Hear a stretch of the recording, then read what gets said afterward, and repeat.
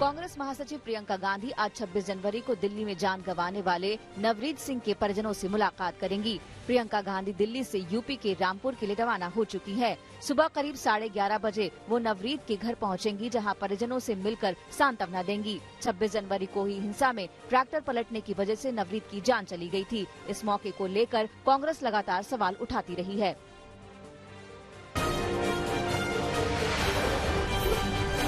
जैसा कि ज्ञात हो रहा है, जो एक गंभीर सवाल भी है और एक बड़ा जांच का विषय भी है कि पुलिस की गोली का वो शिकार हुए और उन्होंने अपनी शहादत दे दी इस आंदोलन में।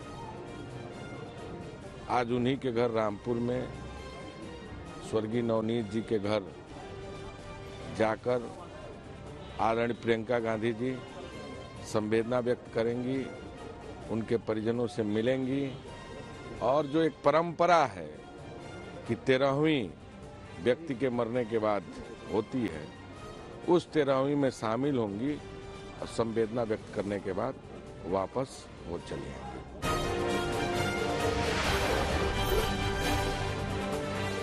देश में किसान आंदोलन को लेकर सियासत लगातार गर्माती जा रही है। किसान आंदोलन के समर्थन में अंतर्राष्ट्रीय पॉप स्टार रिहाना के ट्वीट को लेकर बवाल मच गया है। हालांकि गृह मंत्री अमित शाह ने रिहाना का नाम नहीं लिया है, लेकिन ट्वीट में लिखा कि कोई भी प्रोपेगेंडा देश की एकता को डिगा नहीं सकता है। कोई भी प्रोपेगेंडा भारत को नई ऊंचाई को हासिल करने से रोक नहीं सकता है। अमित शाह ने यह भी लिखा कि भारत का भविष्य सिर्फ विकास ही तय कर सकता है। मंगलवार को अमेरिकी पॉप स्टार रिहाना ने किसान आंदोलन के समर्थन में ट्वीट किया था, जिसके बाद से भारत की तमाम बड़ी हस्तियों ने रिहाना के खिलाफ अपना पक्ष सामने रखा। सचिन तेंदुलकर ने भी ट्वीट में लिखा है कि भारत की संप्रभुता से समझौता नहीं किया जा सकता है। बाहरी ताकतें सिर्फ दर्शक हो सकती हैं, लेकिन भागीदार नहीं। हिंदुस्तानी भारत को जानते हैं और हम देश के रूप में एक रहें। रिहाना के ट्वीट पर मचे बवाल में भारत की तमाम बड़ी हस्तियों ने मोर्चा खोल दिया है। योगी आदित्यनाथ ने लिखा कि विदेशी शक्तियों का प्रोपेगेंडा फैलाकर राष्ट्र को अस्थिर करने के लिए कोई भी काम भारत स्वीकार नहीं करेगा। विदेश मंत्री एस जयशंकर ने भी ट्वीट में लिखा कि भारत के खिलाफ कोई भी कैंपेन कामयाब नहीं होगा। रिहाना के बयान पर जहां बॉलीवुड भी आग बबूला है, तो वहीं संयुक्त किसान मोर्चा ने बयान जारी करके अमेरिकी पॉप स्टार के कदम का समर्थन किया है। संयुक्त किसान मोर्चा ने प्रेस नोट जारी कर कहा है कि किसान आंदोलन के प्रति अंतर्राष्ट्रीय व्यक्तित्वों के समर्थन को वो स्वीकार करता है। एक तरफ ये गर्व की बात है कि दुनिया की मशहूर हस्तियां किसानों के प्रति संवेदनशीलता प्रकट कर रही हैं, तो वहीं दूसरी ओर ये दुर्भाग्यपूर्ण है कि भारत सरकार किसानों के दर्द को समझ नहीं रही है। कल हरियाणा के जिंद में कंडेला गांव में किसानों की महापंचायत में किसान नेता राकेश टिकैत ने बातचीत से पहले सरकार के सामने शर्तों का पुलिंदा रख दिया है। टिकैत ने कहा है कि पहले गिरफ्तार किसानों को रिहा किया जाए, इसके बाद ही वार्ता संभव है। राकेश टिकैत ने फिर दोहराया कि तीनों कृषि कानून वापस हों, एमएसपी को कानून बनाया जाए और स्वामीनाथन कमेटी की रिपोर्ट को लागू किया जाए, वरना किसान आंदोलन जारी रहेगा। अपना मंच टूटने पर टिकैत ने कहा कि मंच भी टूटा, भीड़ का रिकॉर्ड भी टूटा, क्योंकि वर्ष 2021 युवा क्रांति का साल है। सुप्रीम कोर्ट की बनाई कमेटी किसान यूनियनों और प्राइवेट मार्केट एसोसिएशन के साथ लगातार 3 दिनों तक बातचीत करेगी। कल बातचीत हुई थी, जो आज और 5 फरवरी को भी जारी रहेगी। सुप्रीम कोर्ट की इस कमेटी के साथ बैठक में सरकारी संघ भी शामिल हो रहे हैं। किसान आंदोलन को लेकर संसद में आज हंगामे के आसार हैं। कल भी लोकसभा में जबरदस्त हंगामा हुआ था।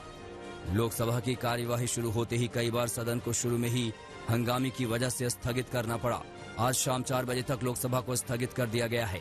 सूत्रों की माने तो कांग्रेस संसद में कृषि कानूनों पर अलग से चर्चा चाहती है। कांग्रेस राष्ट्रपति के अभिभाषण के लिए तैयार है, लेकिन इस शर्त के साथ कि किसान आंदोलन को लेकर अलग से चर्चा हो। इसके लिए कांग्रेस नेता अधीर रंजन चौधरी लोकसभा स्पीकर से मिलकर अपनी मांग रखेंगे।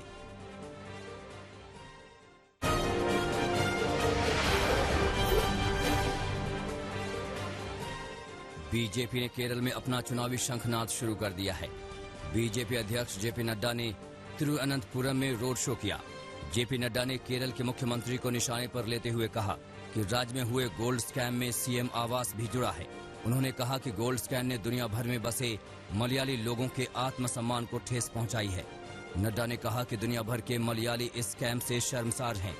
नड्डा ने कहा कि लोग मौजूदा सरकार से तंग आ गए हैं और आगामी चुनाव में बीजेपी को जन समर्थन मिलेगा। बिहार की सरकार अपने एक बयान को लेकर फिर सुर्खियों में है। दरअसल बिहार पुलिस की ओर से एक फरमान जारी किया गया है।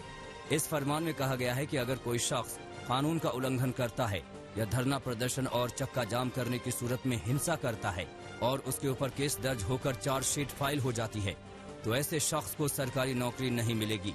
इस आदेश के बाद बिहार में सियासत गर्म हो गई है। बिहार सरकार के आदेश पर आरजेडी और कांग्रेस ने करारा वार किया है। आरजेडी नेता तेजस्वी यादव ने तो मुख्यमंत्री नीतीश कुमार को किम जोंग उन तक कह दिया। इतना ही नहीं, उन्होंने कहा कि नीतीश कुमार मुसोलिनी और हिटलर को चुनौती दे रहे हैं। तेजस्वी ने कहा कि नीतीश कुमार नौकरी तो दे नहीं पा रहे हैं, मगर नौकरी न मिलने से नाराज युवाओं को प्रदर्शन भी नहीं करने देना चाहते। वहीं कांग्रेस ने नीतीश कुमार पर निशाना साधते हुए कहा कि नीतीश कुमार का फैसला गलत है। ऐसे फैसले बताते हैं कि नीतीश की राजनीति ज्यादा दिन की मेहमान नहीं है। बिहार के अलावा उत्तराखंड में भी ऐसा ही फैसला लिया गया है। उत्तराखंड के डीजीपी ने आदेश दिया है कि अब अगर कोई शख्स अपने सोशल साइट वॉल पर देश के खिलाफ या समाज के खिलाफ कोई टिप्पणी करेगा तो उसके खिलाफ कार्रवाई तो होगी ही, साथ ही उसे दस्तावेज बनाने में दिक्कत होगी, क्योंकि पुलिस अब ड्राइविंग लाइसेंस और पासपोर्ट के लिए आवेदन करने वालों की सोशल साइट भी खंगालेंगे। अगर सोशल साइट में कुछ आपत्तिजनक चीजें मिली तो लाइसेंस और पासपोर्ट नहीं बनेगा। साथ ही ऐसे शख्स को सरकारी नौकरी पाने में भी दिक्कत होनी तय है। पश्चिम बंगाल का रण जैसे जैसे करीब आ रहा है वैसे वैसे बयान और तीखे हो रहे हैं। इसी कड़ी में टीएमसी से बीजेपी में शामिल हुए दो दिग्गज नेता शुभेंदु अधिकारी और राजीव बनर्जी ने हुगली में रैली की और ममता सरकार पर जमकर हमला बोला। राजीव बनर्जी ने ममता बनर्जी पर सीधे सीधे भ्रष्टाचार का आरोप लगाया। राजीव बनर्जी ने कहा कि जब वो वन मंत्री थे तब ममता बनर्जी ने उन्हें आदेश दिया था कि वन सहायक पदों पर टीएमसी के लोगों को नौकरी मिले। राजीव बनर्जी ने कहा कि ममता में हिम्मत है, वन सहायक के पूरे पैनल को रद्द करें। कोरोना के मामले में आई कमी को देखते हुए उद्धव सरकार ने बड़ा फैसला किया है। महाराष्ट्र में 15 फरवरी से यूनिवर्सिटी और कॉलेज को फिर से खोलने की इजाजत दे दी गई है। हालांकि यूनिवर्सिटी और कॉलेज कुछ शर्तों के साथ खोले जाएंगे। शिक्षा मंत्री के मुताबिक रोटेशन बेसिस पर 50% अटेंडेंस के साथ ये आदेश दिया गया है। कोरोना के मामलों में कमी देखते हुए देश के अधिकतर राज्य 10वीं और 12वीं बोर्ड की परीक्षा देने जा रहे छात्रों के लिए स्कूल खोल रहे हैं।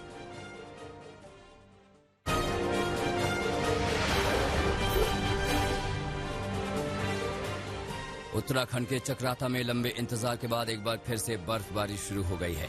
लोखंडी समेत ऊंचाई वाले इलाके बर्फ की चादर से ढके हैं। जहां तक नजर जाती है वहां तक बर्फ ही बर्फ नजर आती है। इस बर्फबारी से एक तरफ ठंड में इजाफा जरूर हुआ है, मगर दूसरी तरफ फरवरी के महीने में बर्फबारी से होटल कारोबारियों के चेहरे खिल गए हैं। होटल कारोबारियों को उम्मीद है कि बर्फबारी से पर्यटकों की आमद में इजाफा होगा। उत्तराखंड के औली में एक बार फिर सर्दी का भयानक सितम बरपा है। औली में बर्फ पिघल चुकी है, लेकिन अब यहाँ पानी पूरी तरह से जमा नजर आता है। देखिए, छत्रा कुंड के ऊपर इतनी मोटी बर्फ की परत बन गई है कि मानो यहाँ कोई तालाब ही ना हो। इसके अलावा औली से जोशीमठ तक बहने वाले नाले में भी जगह जगह पानी पूरी तरह से जमा हुआ नजर आ रहा है।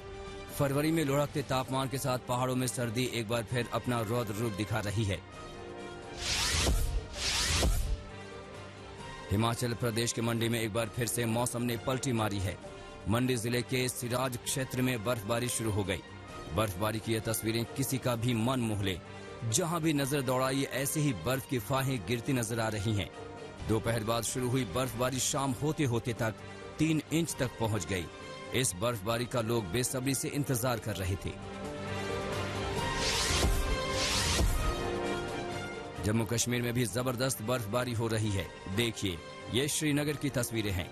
यहाँ जिधर भी नजर दौड़ाइए आपको सिर्फ और सिर्फ बर्फ नजर आएगी। पेड़ पौधों पर बर्फ ही बर्फ है। सड़कों पर बर्फ की कई फीट मोटी परत है। बर्फबारी से नई सड़कें बंद हैं। रास्ता खोलने के लिए मशीनों से बर्फ को हटाया जा रहा है। तस्वीरों में आप देख सकते हैं कि कैसे बर्फ को हटाने का काम किया जा रहा है। जबरदस्त बर्फबारी से यहाँ कड़ाके की ठंड है।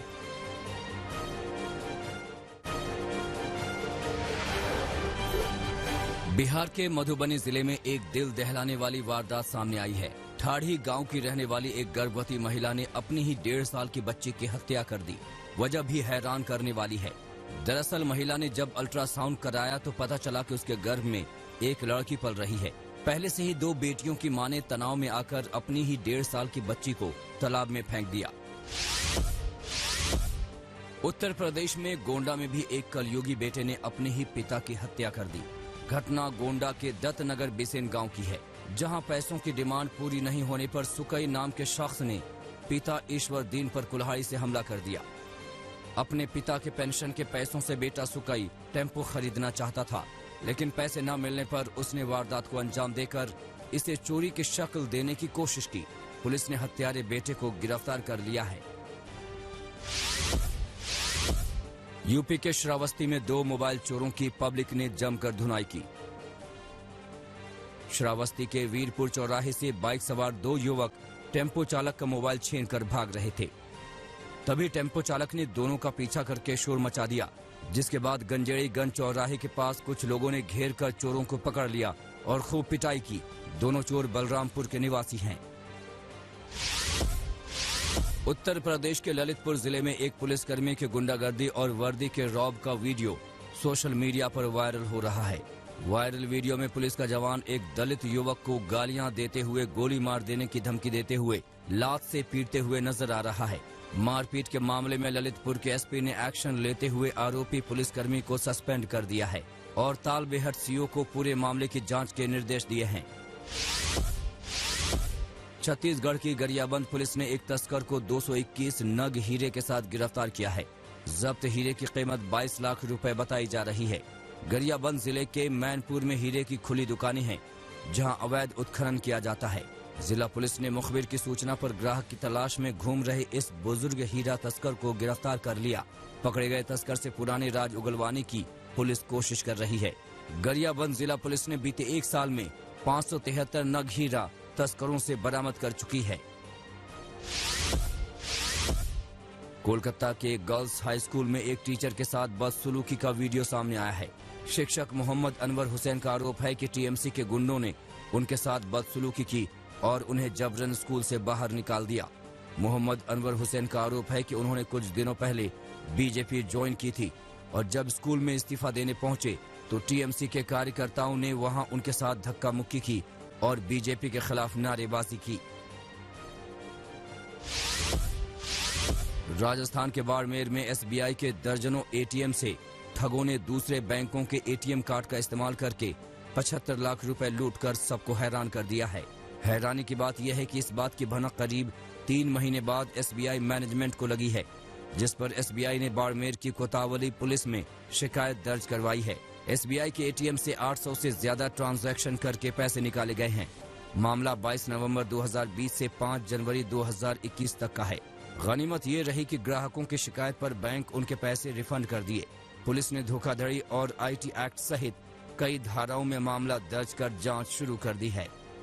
नमस्कार, मैं हूं अंशु शर्मा और हमें उम्मीद है कि आपको ये वीडियो जरूर पसंद आया होगा। ऐसे ही बाकी वीडियो देखने के लिए देखते रहिए द इंडियन समाचार और वीडियोस पसंद आने पर हमारे चैनल द इंडियन समाचार को लाइक, शेयर और सब्सक्राइब करना ना भूलें।